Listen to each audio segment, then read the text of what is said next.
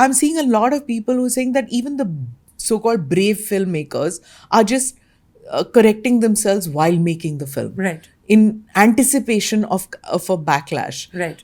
And in my view, that's not a happy situation. If filmmakers or artists, censor themselves. Right. I mean, they say that arts and culture and a vibrant arts and cultural environment are the sign of a healthy democracy. nation. And we've seen that time and time again.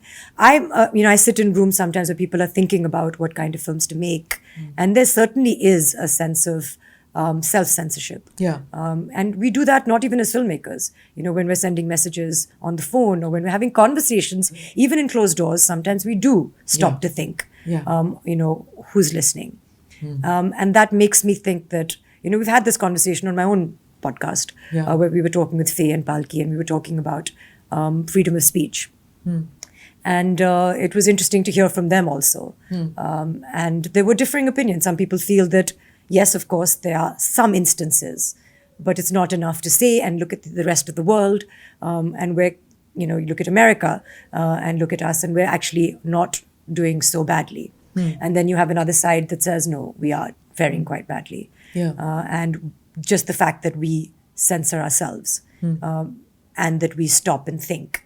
Certainly when it comes to public dissemination of information, whether it's what you're doing on a news platform or whether it's we're doing as arts and culture, if we're not able to say exactly what we want to. I know in America, and not now, but there was a film on the assassination of George Bush, which they had. And I remember thinking, wow, they can make a film where you can assassinate the sitting president and actually show that. No, but even in America, if you notice, rom-coms are just not doing well. No. Right? Because certain things which, like if Friends were to be made now, you won't make it that way. There are so many jokes which haven't aged well in the sense that, that's considered, you can't laugh at homosexuality, you can't laugh at, which in those days you could.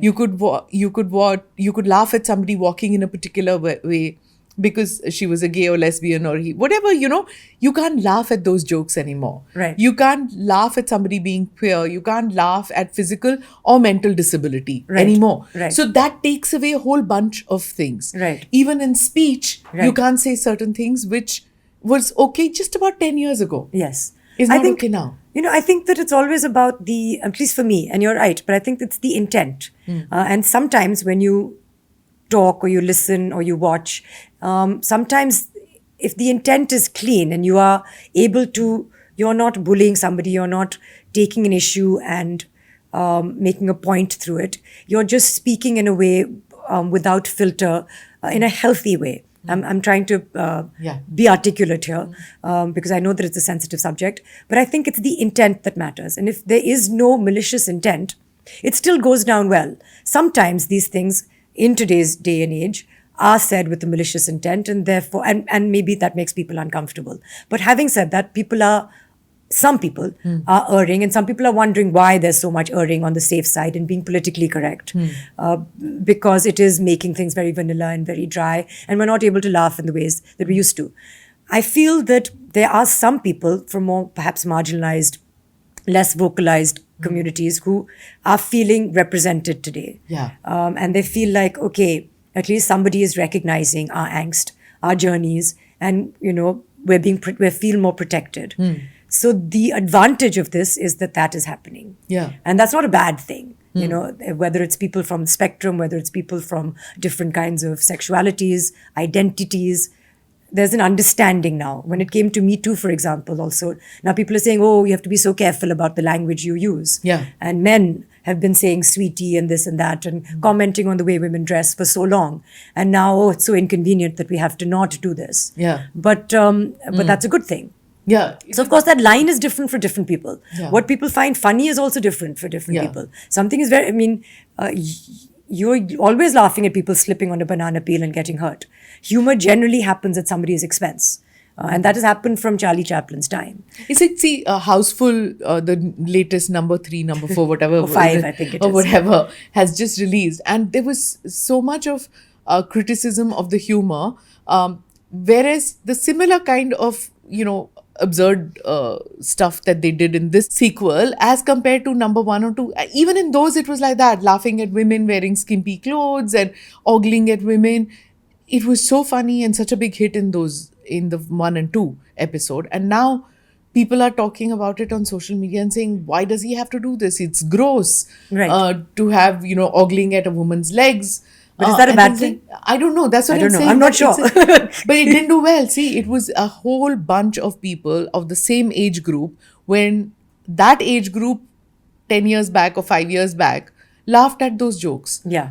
That same age group today finds it obnoxious, because now we are conditioned to say that you can't ogle at women like this and it's not funny. Yeah, but I feel like, not talking about specific films, but I feel like certain things like sexism or women or saying certain dialogues, if people are not finding that funny, then I'm okay with that. Yeah. So like if you were to watch a Govinda Karishma Kapoor song, now we all found that cute, those songs very cute, and those gestures which they did very cute and funny and everything. They're not funny anymore. You can't imagine any actor doing those moves or the songs, sexy. But now even people are not breaking into song in general. They're just like, why is there a song here? And why are there 5 costume changes? And, it's slowing down. And anyway, the songs that used to be 5 minutes long in my mother's day, and some of her films are just song after song after song, with a little bit of dialogue interspersed.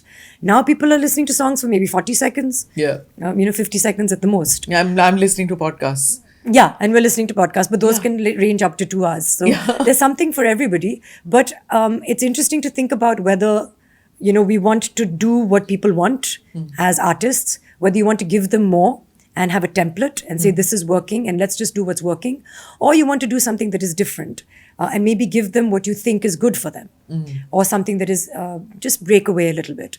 And I feel like there's a lot of templatization happening. People tend to do what is successful. Yeah. And to be original and to break away is a little bit scary, because of course at the end of the day everyone then wants to be successful. And if this has worked, let's do more of this. But the first person to, and I think sometimes when you do something new and it works, then that's wonderful also. The idea should be to encourage people to do different things. So that's something that you consciously didn't do, right? You didn't chase success. That's not what you wanted to. I have never chased success. Success as the world defines it. Motherhood is a success story too. Parenting is a success story too. So I'm assuming success equals to fame and fortune. Fame and fortune. And that has never, it sounds very, privileged to say, but it's never been a driving force. Also because I have the security of a certain amount of money, a certain amount of family security. So I'm able to say that, and I understand that that comes from privilege.